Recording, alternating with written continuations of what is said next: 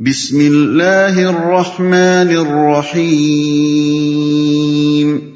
شروع اللہ کے نام سے جو رحمان و رحیم ہے۔ الف لام میم تلک آیات الکتاب الحکیم ہدی ورحمۃ للمحسنین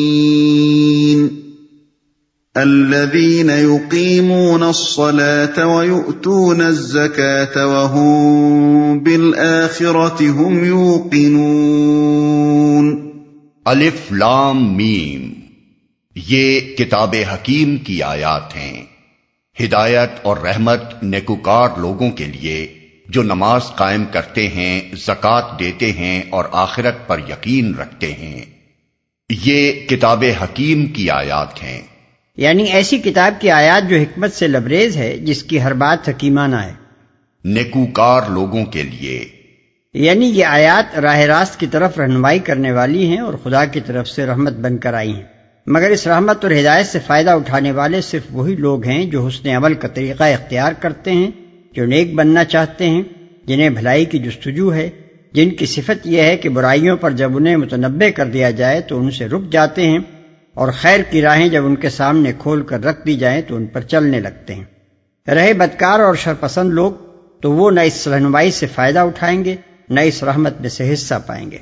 آخرت پر یقین رکھتے ہیں، یہ مراد نہیں ہے کہ جن لوگوں کو نیکوکار کہا گیا ہے وہ بس انہی تین صفات کے حامل ہوتے ہیں۔ دراصل پہلے نیکوکار کا عام لفظ استعمال کر کے اس امر کی طرف اشارہ کیا گیا کہ وہ ان تمام برائیوں سے رکنے والے ہیں جن سے یہ کتاب روکتی ہے، اور ان سارے نیک کاموں پر عمل کرنے والے ہیں جن کا یہ کتاب حکم دیتی ہے۔ پھر ان نیکوکار لوگوں کی تین اہم صفات کا خاص طور پر ذکر کیا گیا، جس سے یہ ظاہر کرنا مقصود ہے کہ باقی ساری نیکیوں کا دار و مدار انہی تین چیزوں پر ہے۔ وہ نماز قائم کرتے ہیں جس سے خدا پرستی و خدا ترسی ان کی مستقل عادت بن جاتی ہے۔ وہ زکوٰۃ دیتے ہیں جس سے ایثار و قربانی کا جذبہ ان کے اندر مستحکم ہوتا ہے۔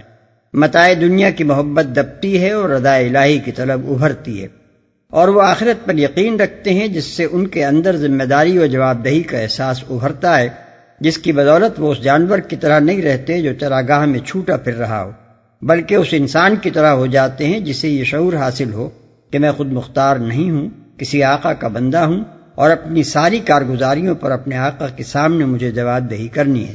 ان تین خصوصیات کی وجہ سے یہ نیکوکار اس طرح کے نیکوکار نہیں رہتے جن سے اتفاقاً نیکی سرزد ہو جاتی ہے، اور بدی بھی اسی شان سے سرزد ہو سکتی ہے جس شان سے نیکی سرزد ہوتی ہے۔ اس کے برعکس یہ خصوصیات ان کے نفس میں ایک مستقل نظام فکر و اخلاق پیدا کر دیتی ہیں، جس کے باعث ان سے نیکی کا صدور باقاعدہ ایک ضابطے کے مطابق ہوتا ہے، اور بدی اگر سرزد ہوتی بھی ہے تو محض ایک حادثے کے طور پر ہوتی ہے، کوئی گہرے محرکات ایسے نہیں ہوتے جو ان کے نظام فکر و اخلاق سے ابھرتے اور ان کو اپنے اقتضائے طبع سے بدی کی راہ پر لے جاتے ہوں۔ اولئک علی ھدی من ربہم واولئک ھم المفلحون۔ یہی لوگ اپنے رب کی طرف سے راہ راست پر ہیں اور یہی فلاح پانے والے ہیں۔ جس زمانے میں یہ آیات نازل ہوئی ہیں اس وقت کفار مکہ یہ سمجھتے تھے اور علانیہ کہتے بھی تھے کہ محمد صلی اللہ علیہ وسلم اور ان کی اس دعوت کو قبول کرنے والے لوگ اپنی زندگی برباد کر رہے ہیں۔ اس لیے حصر کے ساتھ اور پورے زور کے ساتھ فرمایا گیا کہ یہی فلاح پانے والے ہیں، یعنی یہ برباد ہونے والے نہیں ہیں جیسا کہ تم اپنے خیال خام میں سمجھ رہے ہو، بلکہ دراصل فلاح یہی لوگ پانے والے ہیں، اور اس سے محروم رہنے والے وہ ہیں جنہوں نے اس راہ کو اختیار کرنے سے انکار کیا ہے۔ یہاں قرآن کے حقیقی مفہوم کو سمجھنے میں وہ شخص سخت غلطی کرے گا جو فلاح کو صرف اس دنیا کی حد تک اور وہ بھی صرف مادی خوشحالی کے معنی میں لے گا۔ فلاح کا قرآنی تصور معلوم کرنے کے لیے قرآن کی ان آیات کو بھی پیش نظر رکھنا چاہیے۔ البقرہ آیات 2 تا 5، آل عمران آیات 102، 130، 200، المائدہ آیات 35 اور 90، الانعام آیت 21، الاعراف آیت 7، 8 اور 157، التوبہ آیت 88، یونس آیت 17، النحل آیت 116، الحج آیت 77، المؤمنون آیت 1 اور 117، النور آیت 51، الروم آیت 38۔ وَمِنَ النَّاسِ مَن يَشْتَرِي لَهْوَ الْحَدِيثِ لِيُضِلَّ عَن سَبِيلِ اللَّهِ بِغَيْرِ عِلْمٍ وَيَتَّخِذَهَا هُزُوًا أُولَئِكَ لَهُمْ عَذَابٌ مُّهِينٌ۔ اور انسانوں ہی میں سے کوئی ایسا بھی ہے جو کلام دل فریب خرید کر لاتا ہے تاکہ لوگوں کو اللہ کے راستے سے علم کے بغیر بھٹکا دے اور اس راستے کی دعوت کو مذاق میں اڑا دے۔ ایسے لوگوں کے لیے سخت ذلیل کرنے والا عذاب ہے۔ کوئی ایسا بھی ہے، یعنی ایک طرف تو خدا کی طرف سے یہ رحمت اور ہدایت آئی ہوئی ہے جس سے کچھ لوگ فائدہ اٹھا رہے ہیں، دوسری طرف انہی خوش نصیب انسانوں کے پہلو بپہلو ایسے بد نصیب لوگ بھی موجود ہیں جو اللہ کی آیات کے مقابلے میں یہ طرز عمل اختیار کر رہے ہیں۔ کلام دل فریب اصل الفاظ ہیں لہو الحدیث، یعنی ایسی بات جو آدمی کو اپنے اندر مشغول کر کے ہر دوسری چیز سے غافل کر دے۔ لغت کے اعتبار سے تو ان الفاظ میں کوئی ذم کا پہلو نہیں ہے، لیکن استعمال میں ان کا اطلاق بری اور فضول اور بیہودہ باتوں پر ہی ہوتا ہے، مثلا گپ، خرافات، ہنسی مذاق، داستانیں، افسانے اور ناول، گانا بجانا اور اسی طرح کی دوسری چیزیں۔ لہو الحدیث خریدنے کا مطلب یہ بھی لیا جا سکتا ہے کہ وہ شخص حدیث حق کو چھوڑ کر حدیث باطل کو اختیار کرتا ہے اور ہدایت سے منہ موڑ کر ان باتوں کی طرف راغب ہوتا ہے جن میں اس کے لیے نہ دنیا میں کوئی بھلائی ہے نہ آخرت میں۔ لیکن یہ مجازی معنی ہیں، حقیقی معنی اس فقرے کے یہی ہیں کہ آدمی اپنا مال صرف کر کے کوئی بیہودہ چیز خریدے، اور بکثرت روایات بھی اسی تفسیر کی تائید کرتی ہیں۔ ابن حشام نے محمد ابن اسحاق کی روایت نقل کی ہے کہ جب نبی صلی اللہ علیہ وسلم کی دعوت کفار مکہ کی ساری کوششوں کے باوجود پھیلتی جا رہی تھی تو نضر بن حارث نے قریش کے لوگوں سے کہا کہ جس طرح تم اس شخص کا مقابلہ کر رہے ہو اس سے کام نہ چلے گا، یہ شخص تمہارے درمیان بچپن سے ادھیڑ عمر کو پہنچا ہے، آج تک وہ اپنے اخلاق میں تمہارا سب سے بہتر آدمی تھا، سب سے زیادہ سچا اور سب سے بڑھ کر امانت دار تھا، اب تم کہتے ہو کہ وہ کاہن ہے، ساحر ہے، شاعر ہے، مجنون ہے، آخر ان باتوں کو کون باور کرے گا؟ کیا لوگ ساحروں کو نہیں جانتے کہ وہ کس قسم کی جھاڑ پھونک کرتے ہیں؟ کیا لوگوں کو معلوم نہیں کہ کاہن کس قسم کی باتیں بنایا کرتے ہیں؟ کیا لوگ شعر و شاعری سے ناواقف ہیں؟ کیا لوگوں کو جنون کی کیفیات کا علم نہیں ہے؟ ان الزامات میں سے آخر کون سا الزام محمد صلی اللہ علیہ وسلم پر چسپاں ہوتا ہے کہ اس کا یقین دلا کر تم عوام کو اس کی طرف توجہ کرنے سے روک سکو گے؟ ٹھہرو، اس کا علاج میں کرتا ہوں۔ اس کے بعد وہ مکہ سے عراق گیا اور وہاں سے شاہان عجم کے قصے اور رستم و اسفندیار کی داستانیں لا کر اس نے قصہ گوئی کی محفلیں برپا کرنی شروع کر دیں تاکہ لوگوں کی توجہ قرآن سے ہٹے اور وہ ان کہانیوں میں کھو جائیں۔ سیرت ابن حشام جلد 1 صفحہ 320 اور 321۔ یہی روایت اسباب النزول میں واحدی نے کلبی اور مقاتل سے نقل کی ہے، اور ابن عباس رضی اللہ تعالی عنہ نے اس پر مزید یہ اضافہ کیا ہے کہ نظر نے اس مقصد کے لیے گانے والی لونڈیاں بھی خریدی تھیں۔ جس کسی کے متعلق وہ سنتا کہ نبی صلی اللہ علیہ وسلم کی باتوں سے متاثر ہو رہا ہے، اس پر اپنی ایک لونڈی مسلط کر دیتا اور اس سے کہتا کہ اسے خوب کھلا پلا اور گانا سنا تاکہ تیرے ساتھ مشغول ہو کر اس کا دل ادھر سے ہٹ جائے۔ یہ قریب قریب وہی چال تھی جس سے قوموں کے اکابر مجرمین ہر زمانے میں کام لیتے رہے ہیں۔ وہ عوام کو کھیل تماشوں اور رقص و سرود یعنی کلچر میں غرق کر دینے کی کوشش کرتے ہیں تاکہ انہیں زندگی کے سنجیدہ مسائل کی طرف توجہ کرنے کا ہوش ہی نہ رہے، اور اس عالم مستی میں ان کو سرے سے یہ محسوس ہی نہ ہونے پائے کہ انہیں کس تباہی کی طرف دھکیلا جا رہا ہے۔ لہو الحدیث کی یہی تفسیر بکثرت صحابہ و تابعین سے منقول ہے۔ عبداللہ ابن مسعود رضی اللہ عنہ سے پوچھا گیا کہ اس آیت میں لہو الحدیث سے کیا مراد ہے؟ انہوں نے 3 مرتبہ زور دے کر فرمایا هو واللہ الغنا، خدا کی قسم اس سے مراد گانا ہے۔ ابن جریر، ابن ابی شیبہ، حاکم، بہقی۔ اسی سے ملتے جلتے اقوال حضرات عبداللہ ابن عباس، جابر بن عبداللہ، مجاہد، اکرمہ، سعید بن جبیر، حسن بصری اور مکحول سے مروی ہیں۔ ابن جریر، ابن ابی حاتم اور ترمذی نے حضرت ابو امامہ رضی اللہ عنہ باہلی کی یہ روایت نقل کی ہے کہ نبی صلی اللہ علیہ وسلم نے فرمایا مغنیہ عورتوں کا بیچنا اور خریدنا اور ان کی تجارت کرنا حلال نہیں ہے اور نہ ان کی قیمت لینا حلال ہے۔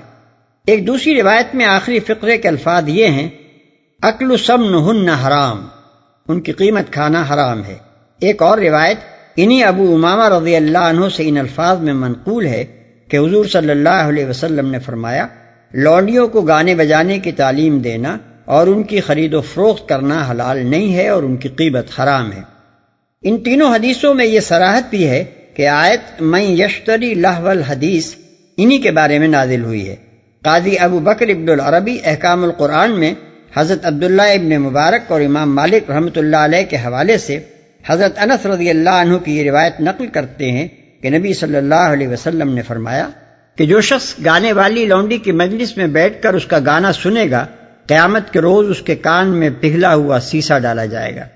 اس سلسلے میں یہ بات بھی جان لینی چاہیے کہ اس زمانے میں گانے بجانے کی ثقافت تمام تر بلکہ کلیتاً لونڈیوں کی بدولت زندہ تھی۔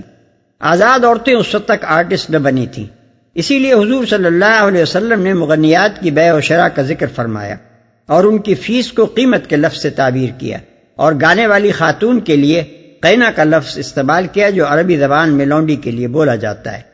علم کے بغیر، علم کے بغیر کا تعلق خریدتا ہے کے ساتھ بھی ہو سکتا ہے اور بھٹکادے کے ساتھ بھی۔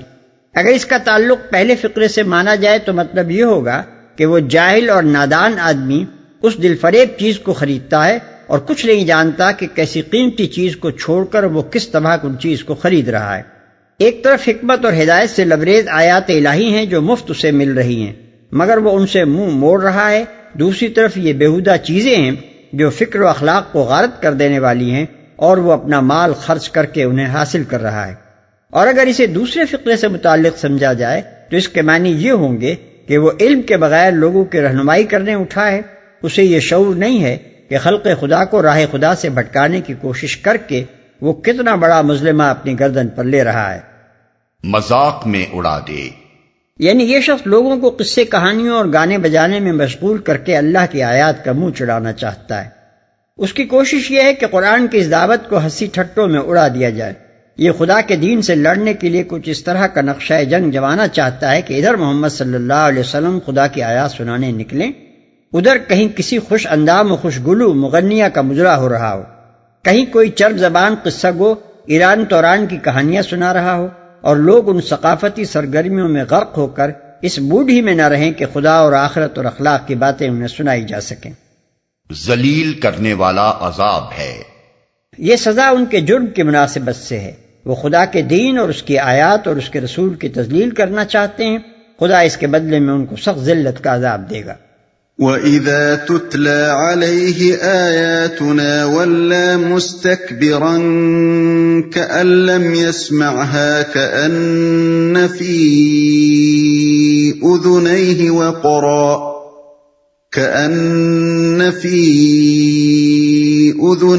وَقْرًا فَبَشِّرْهُ بِعَذَابٍ أَلِيمٍ۔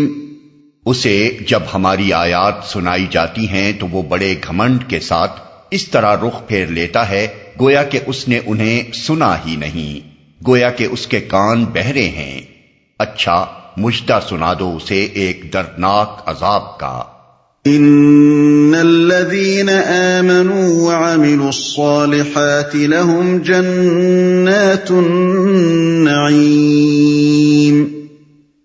خالدين فيها وعد الله حقا وهو العزيز الحكيم۔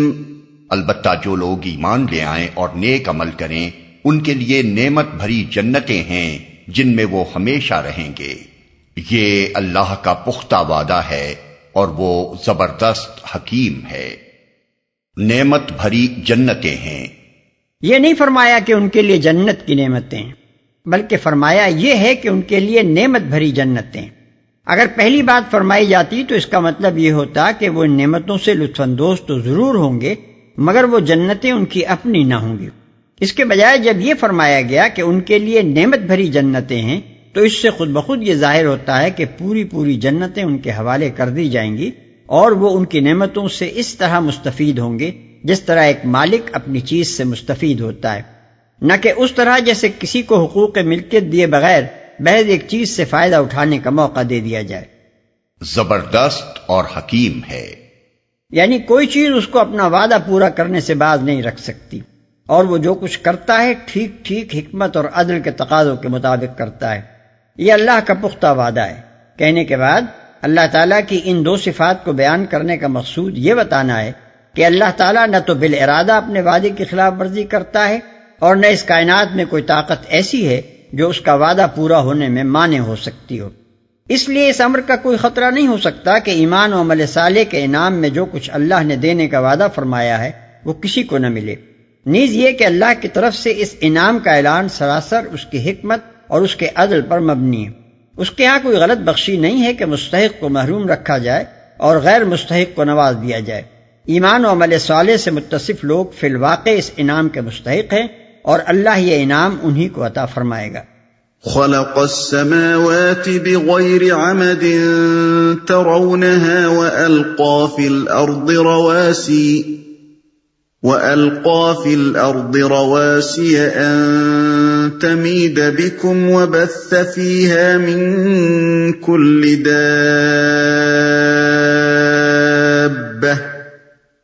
وأنزلنا من السماء ماء فأنبتنا فيها من كل زوج کریم۔ اس نے آسمانوں کو پیدا کیا بغیر ستونوں کے جو تم کو نظر آئیں۔ اس نے زمین میں پہاڑ جما دیے تاکہ وہ تمہیں لے کر ڈھلک نہ جائے۔ اس نے ہر طرح کے جانور زمین میں پھیلا دیے اور آسمان سے پانی برسایا اور زمین میں قسم قسم کی عمدہ چیزیں اگا دیں۔ اس نے اوپر کے تمہیدی فقروں کے بعد اب اصل مدعا یعنی تردید شرک اور دعوت توحید پر کلام شروع ہوتا ہے۔ جو تم کو نظر آئیں، اصل الفاظ ہیں بغیر عمد ترونہا۔ اس کے دو مطلب ہو سکتے ہیں۔ ایک یہ کہ تم خود دیکھ رہے ہو کہ وہ بغیر ستونوں کے قائم ہیں۔ دوسرا مطلب یہ کہ وہ ایسے ستونوں پر قائم ہیں جو تم کو نظر نہیں آتے۔ ابن عباس رضی اللہ عنہ اور مجاہد نے دوسرا مطلب لیا ہے اور بہت سے دوسرے مفسرین پہلا مطلب لیتے ہیں۔ موجودہ زمانے کے علوم طبیعی کے لحاظ سے اگر اس کا مفہوم بیان کیا جائے تو یہ کہا جا سکتا ہے کہ تمام عالم افلاک میں یہ بے حد و حساب عظیم الشان تارے اور سیارے اپنے اپنے مقام و مدار پر غیر مرئی سہاروں سے قائم کیے گئے ہیں۔ کوئی تار نہیں ہے جنہوں نے ان کو ایک دوسرے سے باندھ رکھا ہو، کوئی سلاخیں نہیں ہیں جو ان کو ایک دوسرے پر گر جانے سے روک رہی ہوں۔ صرف قانون جذب و کشش ہے جو اس نظام کو تھامے ہوئے۔ یہ تعبیر ہمارے آج کے علم کے لحاظ سے ہے۔ ہو سکتا ہے کہ کل ہمارے علم میں کچھ اور اضافہ ہو اور اس سے زیادہ لگتی ہوئی کوئی دوسری تعبیر اس حقیقت کی جا سکے۔ هذا خلق الله فأروني ماذا خلق الذين من دونه بل الظالمون في ضلال مبين۔ یہ تو ہے اللہ کی تخلیق، اب ذرا مجھے دکھاؤ ان دوسروں نے کیا پیدا کیا ہے۔ اصل بات یہ ہے کہ یہ ظالم لوگ سری گمراہی میں پڑے ہوئے ہیں۔ دوسروں نے کیا پیدا کیا ہے؟ یعنی ان ہستیوں نے جن کو تم اپنا معبود بنائے بیٹھے ہو، جنہیں تم اپنی قسمتوں کا بنانے اور بگاڑنے والا سمجھ رہے ہو، جن کی بندگی بجا لانے پر تمہیں اتنا اصرار ہے۔ گمراہی میں پڑے ہوئے ہیں۔ یعنی جب یہ لوگ اللہ کے سوائے اس کائنات میں کسی دوسرے کی تخلیق کی کوئی نشاندہی نہیں کر سکتے، اور ظاہر ہے کہ نہیں کر سکتے، تو ان کا غیر خالق ہستیوں کو خدائی میں شریک ٹھہرانا اور ان کے آگے سر نیاز جھکانا اور ان سے دعائیں مانگنا اور حاجتیں طلب کرنا بجز اس کے کہ صریح بے عقلی ہے اور کوئی دوسری تعبیر ان کے اس احمقانہ فعل کی نہیں کی جا سکتی۔ جب تک کوئی شخص بالکل ہی نہ بہک گیا ہو، اس سے اتنی بڑی حماقت سرزد نہیں ہو سکتی کہ آپ کے سامنے وہ خود اپنے معبودوں کے غیر خالق ہونے اور صرف اللہ ہی کے خالق ہونے کا اعتراف کرے اور پھر بھی انہیں معبود ماننے پر مصر رہے۔ کسی کے بھیجے میں ذرہ برابر بھی عقل ہو تو وہ لامحالہ یہ سوچے گا کہ جو کسی چیز کے پیدا کرنے پر قادر نہیں ہے اور جس کا زمین و آسمان کی کسی شے کی تخلیق میں برائے نام بھی کوئی حصہ نہیں ہے، وہ آخر کیوں ہمارا معبود ہو؟ کیوں ہم اس کے آگے سجدہ ریز ہوں یا اس کی قدم بوسی و آستانہ بوسی کرتے پھریں؟ کیا طاقت اس کے پاس ہے کہ وہ ہماری فریاد رسی اور حاجت روائی کر سکے؟ بالفرض وہ ہماری دعاؤں کو سنتا بھی ہو تو ان کے جواب میں وہ خود کیا کارروائی کر سکتا ہے جبکہ وہ کچھ بنانے کے اختیارات رکھتا ہی نہیں؟ بگڑی تو وہی بنائے گا جو کچھ بنا سکتا ہو، نہ کہ وہ جو کچھ بھی نہ بنا سکتا ہو۔